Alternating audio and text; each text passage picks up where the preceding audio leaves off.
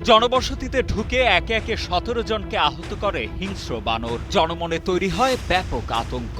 এমনকি সেই বানরের তাণ্ডবে ৩ দিনের জন্য বন্ধ করে দেওয়া হয় এলাকার সব স্কুলও। পরিস্থিতি এতটাই ভয়াবহ হয়ে ওঠে যে খোদ সেনাবাহিনীকেই নামতে হয় বিশেষ অভিযানে। পরবর্তীতে পুলিশ, ফায়ার সার্ভিস এবং বন বিভাগের কর্মকর্তাদের পেতে রাখা ফাঁদে ধরা পড়ে সেই বন্য বানরটি।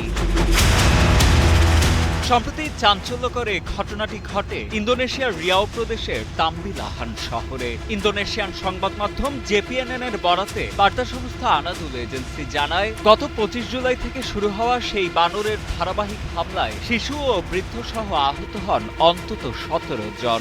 রাস্তাঘাট তো বটেই, অনেক ক্ষেত্রে ঘরের ভিতরে ঢুকেও তাণ্ডব চালায় ম্যাকক প্রজাতির সেই পুরুষ বানরটি। গুরুতর জখম হওয়ায় বেশ কয়েকজন ভুক্তভোগীকে নিতে হয় হাসপাতালে।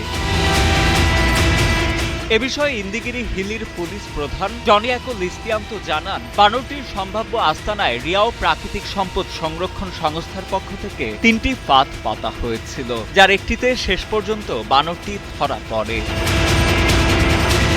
কর্তৃপক্ষ ও স্থানীয় গণমাধ্যম জানায়, বানরটির আকার, হিংসাত্মক ভাব এবং মুখের দাগ দেখে ভুক্তভোগী ও প্রত্যক্ষদর্শীরা একে সহজেই চিনে ফেলে। বন্য প্রাণীটি আটকের পর অবশেষে এলাকা জুড়ে স্বস্তি ফিরে আসে।